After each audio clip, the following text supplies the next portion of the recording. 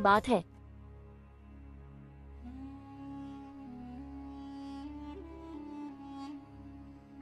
एक राज्य में एक न्यायप्रिय महाराजा का शासन था।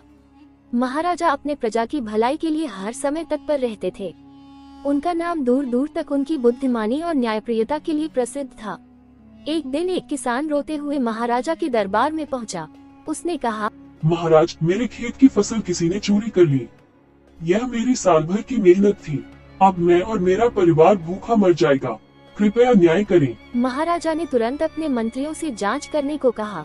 जांच में पता चला कि चोर उसी गांव का एक धनवान व्यापारी था। जब व्यापारी को दरबार में बुलाया गया तो उसने अपने प्रभाव और धन का इस्तेमाल करके सच्चाई छिपाने की कोशिश की। महाराजा ने उसकी हर चाल को समझ लिया। उन्होंने कहा, इस राज्य में न्याय सबसे ऊपर है।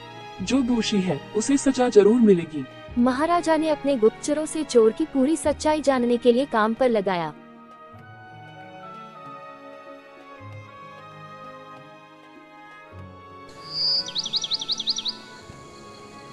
कुछ ही दिनों में सबूत मिल गए कि व्यापारी ही चोरी का दोषी है।